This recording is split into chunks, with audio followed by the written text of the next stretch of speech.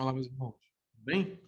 Quero te convidar a meditar conosco na palavra do Senhor, no texto que estamos diante de nós, que é Êxodo, capítulo 2, do versículo 16 até o versículo de número 22. Então, Êxodo, capítulo 2, do 16 até o 22.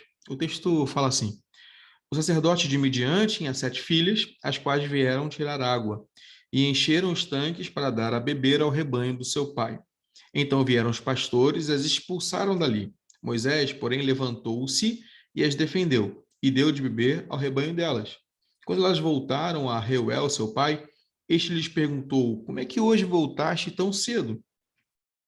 Responderam elas: Um egípcio nos livrou das mãos dos pastores, e ainda tirou água para nós e deu de beber ao rebanho. E ele perguntou às suas filhas: Onde ele está? Por que deixaste lá o homem? Chamai-o para que coma pão. Então Moisés concordou em morar com aquele homem, o qual lhe deu a sua filha Zípora. E ela deu à luz um filho, a quem ele chamou de Gerson, porque disse: Peregrino sou em terra estrangeira. Moisés sai do Egito, o faraó procura matar, nós vimos isso nos versículos anteriores, e agora ele chega numa região, chega num lugar em Midian, e ele encontra-se ali com as filhas de um homem chamado Reuel. Ele está caminhando, ele vê uma situação, e nós lemos aqui, elas tentam pegar água, mas os pastores, de alguma maneira, as impedem, zombam delas, e não deixam que elas façam isso, expulsam elas de volta do poço.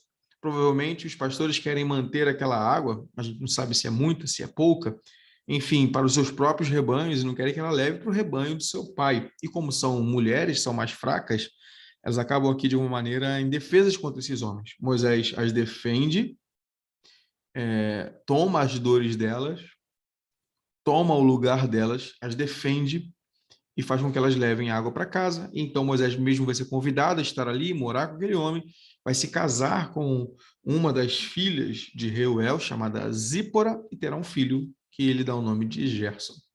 Esse texto vai nos apresentar agora o início dessa segunda fase da vida de Moisés.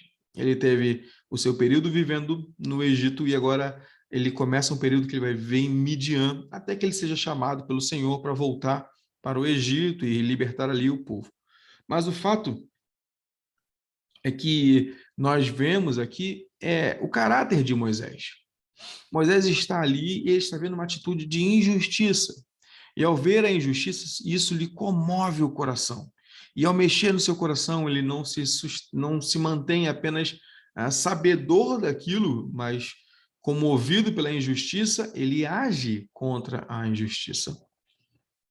Então, isso já nos mostra como o caráter de Moisés nos aponta para o caráter cristão. O cristão também, ele fica inconformado com a injustiça. Ele também não se alegra com a injustiça. Pelo contrário, ele percebe que há um padrão moral e de justiça estabelecida por Deus. E esse padrão estabelecido por Deus é o que guia a sua vida. E quando ele vê situações em que isso é, de alguma maneira, quebrado, onde há alguma interrupção disso, uma mudança, isso também agride o seu coração. E a primeira coisa que eu quero que você pense é nas situações do nosso dia a dia, quando vemos a injustiça, será que isso também nos aperta o coração? Será que agimos contra a justiça daqueles que são mais fracos, daqueles que estão em situação mais vulneráveis, como essas mulheres aqui? Será que temos tomado atitudes cristãs para reverter a injustiça na vida daqueles que sofrem? Eu creio que é algo importante. O próprio Senhor Jesus também age assim em algumas circunstâncias. A mulher pecadora está para ser apedrejada, e isso também lhe comove o coração. Ele diz: não, se você não tem pecado, então que atire a primeira pedra. Quem não tem pecado, que atire primeiro. Isso faz com que algo que eles estão usando ali, o rigor máximo da lei, ao pé da letra, seja revertido em prol do amor. Ele não negligencia o pecado daquela mulher, tanto que diz: vai, não peques mais. Mas ele se comove com a situação dela.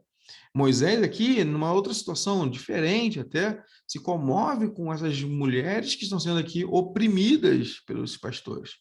Será que nós temos nos comovido também por aqueles que têm sido oprimidos por outros na nossa sociedade, no nosso país, onde vivemos? Agora, num outro aspecto, no que eu ainda quero chamar a sua atenção, Moisés, ele toma o lugar dessas mulheres aqui, naquilo que elas não podiam, no sustento para elas e para os rebanhos da sua casa. Então, elas precisavam da água para se manter vivas, para se sustentar, para sustentar a sua própria família. E, nesse sentido, nós podemos também nos lembrar que Jesus interveio e nos deu aquilo que precisávamos para a vida. Nos deu a água viva, não a água que sai de um poço para descidentar a nossa sede, mas a água viva que nos conduz, de fato, a uma vida verdadeira. Ele também nos viu incapazes de lutar contra aqueles que nos impediam de ter vida, que era o nosso próprio pecado, que era o mal, o Satanás e assim por diante. E ele lutou por nós, e ele interviu por nós, e ele nos deu vida, nos deu a água da vida, que é ele mesmo. Que possamos olhar para esse texto que nós lemos aqui de Moisés, um texto pequeno e bem simples, mas perceber como ele nos fala de Cristo, que fez isso por nós também, nos conduziu à água viva, e como a nossa vida cristã deve, a partir disso que Cristo fez, também refletir esse aspecto moral de cuidado com os outros, de atenção para os necessitados, para aqueles que estão sofrendo, e desse clamor contra a injustiça nos nossos corações. Que Deus nos abençoe. Amém.